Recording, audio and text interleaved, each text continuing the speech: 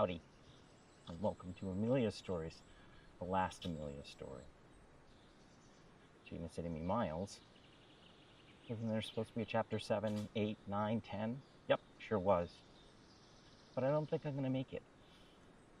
Vanna's not feeling well, so I have to cut short what I wanted to do. So, I'm going to abbreviate chapter 7, chapter 8, chapter 9, and chapter 10. So, here's what happened next.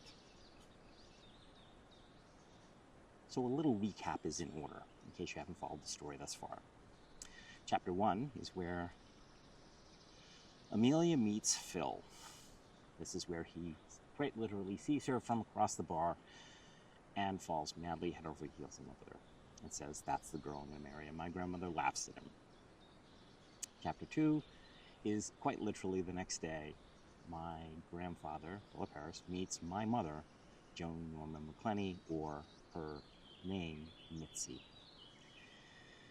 which is a bastardization of the word Missy because one of my uncles couldn't pronounce the word. But that's a whole different story for a whole different day.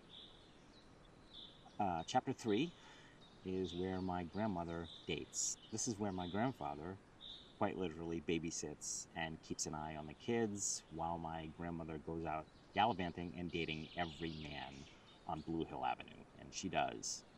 This is part of the reason why there were 200 people at their wedding, because there were a whole bunch of guys that didn't get their chance. I was hoping there was an opening. Chapter 4 is Amelia's love life. Chapter 4 is where my grandmother meets and almost marries Mr. Moose and falls madly head over heels in love with him, and my mother ends up telling my grandmother that something is amiss. You can go watch that video online. Suffice it said, she didn't marry Mr. Moose. Chapter 5 is where we learn all about John McClenny, Amelia's first husband. And we learn all about how he came to be and how they meet, and then how he ultimately disappears. Chapter 6 is where we have the sit-down between John McClenny and Philip Harris. And Phil and John explain what happened. And now we're all caught up. Chapter 7 is where my grandfather asks my grandmother to marry him, and she rejects him. She didn't reject him out of hand. She rejected him because, well, the way that she put it was she didn't feel that he was right for her. She would eventually change her mind, obviously. My grandfather was obviously heartbroken, but he did something that very few people do, and this is a testament to his character. He continued by her side, helped out with the kids, took them to school every single day. He'd been doing that anyway, but he just kept on doing what he was doing. And she kept dating other people, and he'd watch the kids when she went out on a date with somebody else. Chapter 8 was Phil gets an idea. And the idea was that he wanted to make things easier for her. So he got a job. Not that he didn't have a job to begin with, but he got a full-time gig, still taking the kids to school every single day. He worked for a year solid, 40 plus hours a week, and he had enough for a down payment. So all along, my grandmother had been walking. They go out Sunday, after church on Sundays. They'd go walking in the neighborhood, and they'd always walk past this house, the house that you're seeing on the screen right now. It didn't look like that in the 30s. The porch wasn't there, and it was definitely not that color, but you sort of get the idea. That's 33 Wambeck Street. They would walk past that house every Sunday, and she'd say, one of these days. And he knew what that meant. She wanted that house. There was just no way in hell that she could afford it, not on her salary. Phil, on the other hand, had a different mindset. He had something in mind. He bought the house. It took him a year, but he bought the house, and he kept it a secret from her. He has a plan. Chapter 9, Phil takes her walking. They go past the house. and there's a for sale sign in front of the house.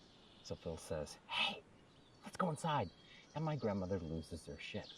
"We can't do that, Phil. That's crazy." So he walks in the house. She's like, "Philip Harris, you get back here." He's like, "Come on, let's go look." So eventually she comes inside and they look around. She's like, "Oh my God, I would love to buy this house." And they go into what would become their dining room. And obviously there's no furniture there.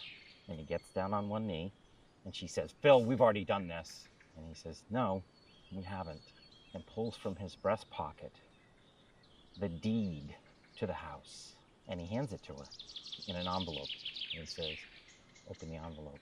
She opens the envelope, and the deed to the house is not in his name. It's in her name. And she starts crying, obviously. And he says to her, and this is a direct quote, "Now will you marry me?" Any hesitation that she had in her mind just disappeared the way that she tells it. He had already proven himself. He took the kids to school. He cleaned up. He fixed everything. And that was it. So she said yes. Chapter 10. They get married. The wedding is small but well attended. There must have been, according to my grandmother, about 200 people at the wedding. My grandmother said, "I don't know that many people. I don't know how that many people showed up at my wedding, but there were 200 people at my wedding." It's a testament to her character, actually, why there were 200 people at her wedding. Not to mention, free food. So you do the math. So they get married, and Philip goes one step further than just marrying her. He adopts the kids, quite literally right afterwards. And the way that she tells the story, my grandmother tells the story, is that he adopted the kids not because it was the right thing to do, or that he wanted to see that they had a home. He adopted the kids because he loved them. And that's what really changed her mind.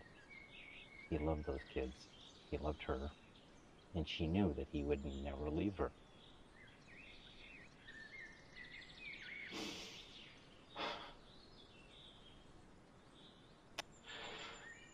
And he didn't for 50 more years, until the day he died. March 3rd, 1989, which just happens to be my birthday. He died on my birthday. But that's a story for a different day. So the epilogue of this is that in learning all about my grandmother and my grandfather and their love story and how they came to be, it taught me a few things. It reminded me of the things that are important in life.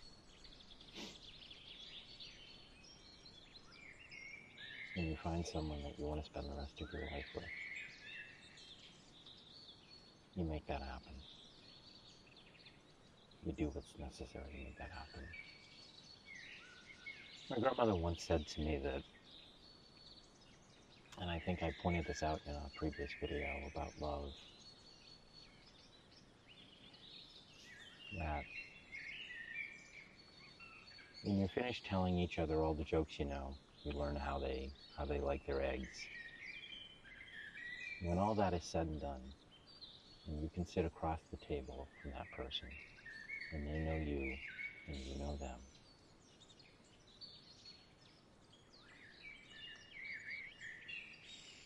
that's the beginning of love. And that is where I will leave you. Thanks a bunch for listening. Thanks a bunch for watching. Look forward to seeing you in the next one.